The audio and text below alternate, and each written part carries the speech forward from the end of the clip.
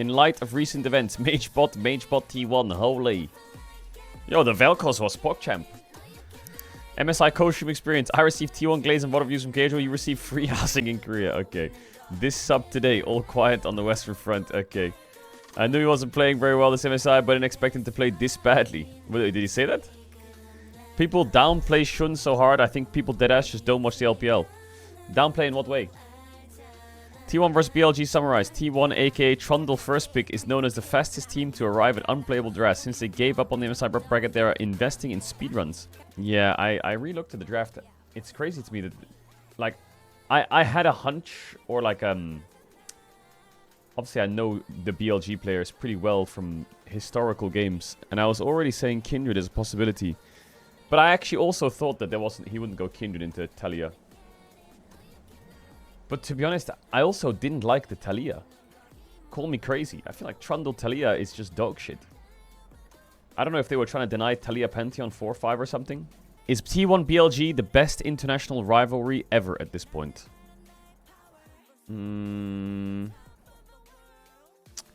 It depends on what you mean by best.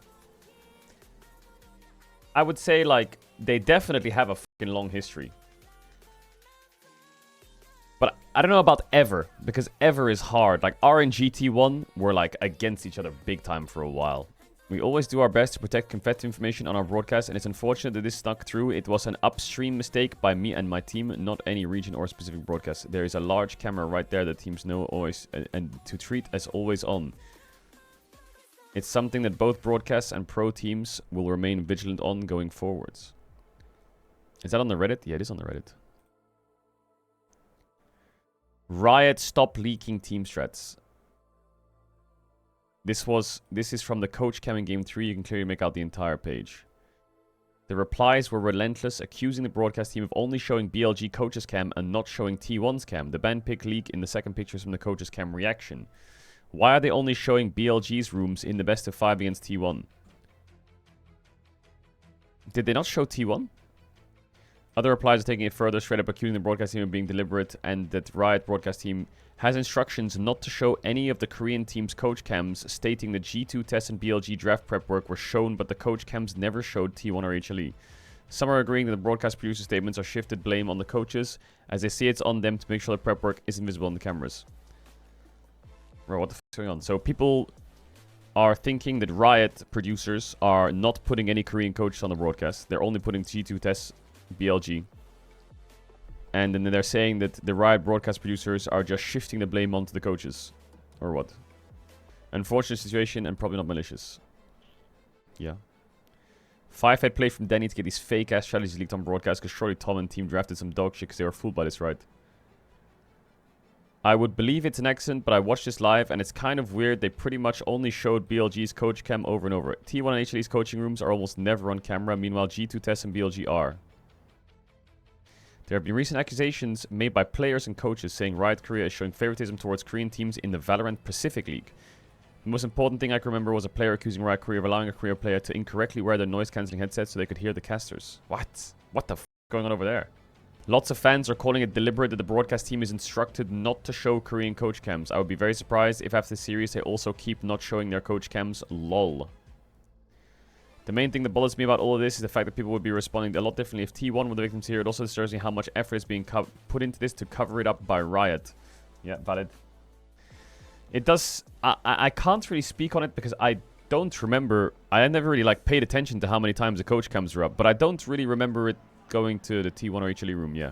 I do remember it going to G2 and BLG quite often. Was it literally 0 times? They only showed Danny. Yeah, they did show Danny quite a few times. But okay, let's pretend that this is correct and Riot is covering it up.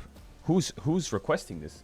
Is it the Korean coaches? Is it the Korean teams? Is it the LCK side?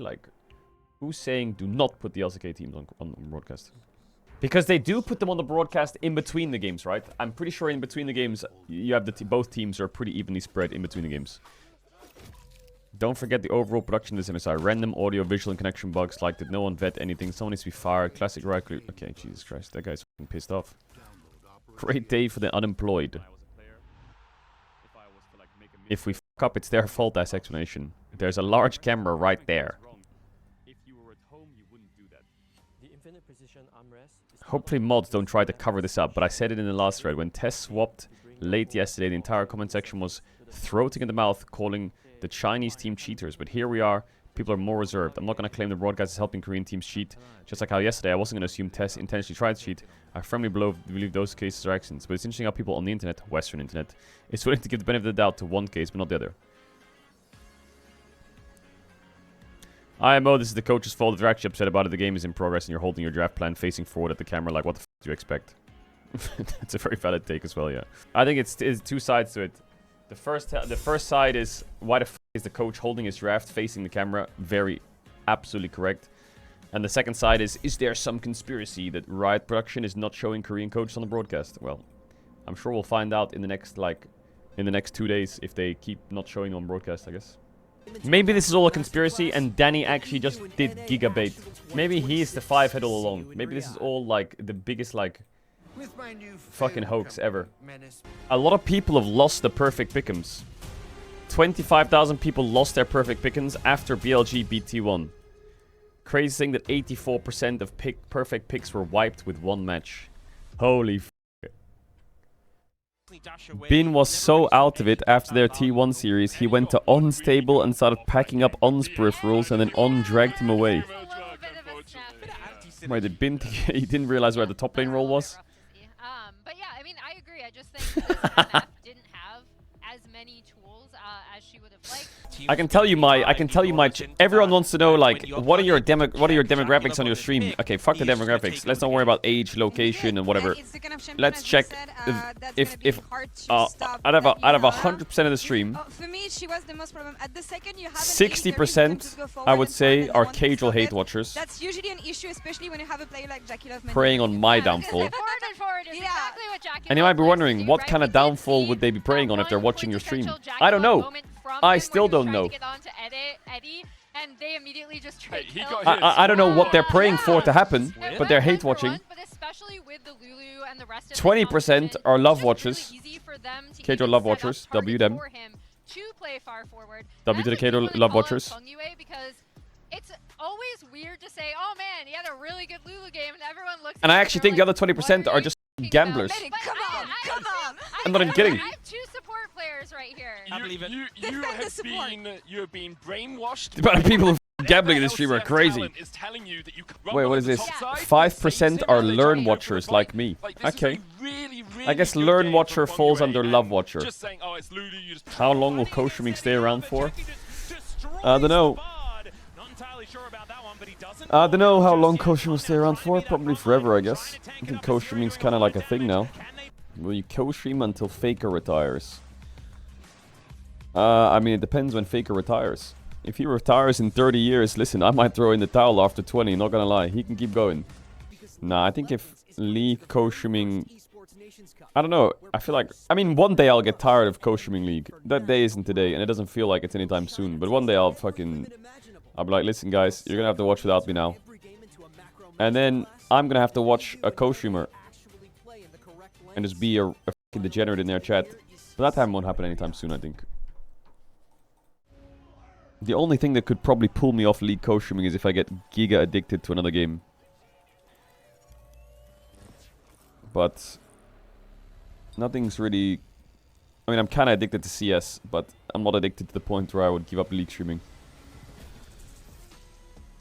Like, let's say the Riot MMO came out and it fucking banged. Oh my god. That might pull me away. Or if the League scene just turned into a fucking steaming pile of horse shit, I might just be like, yo, fuck this, I'm out. But so far the League scene's been pretty nice to me. The first non-T1 series to break 1 million viewers was G2 vs Top Esports. Damn. Not bad at all. Should Riot have Tess and G2 redo their series in case it was a big fluke? No disrespect to Tess, I'm a firm G2 believer in reverse sweeps. MLB tweeted how G2 League moving after the first series. Yo, MLB with the tweet about G2W. We saw the Hooper ratings, we saw the comms. Tess despair. LPL English team has taken the loss well. Trash talkers, where you at? 2 hours ago, NA fans flooded this Reddit with EU trash talk. Caedrel had a mental breakdown and said TL could do better than G2. Lamau, where are they now? I did say that, but rightly so I said that.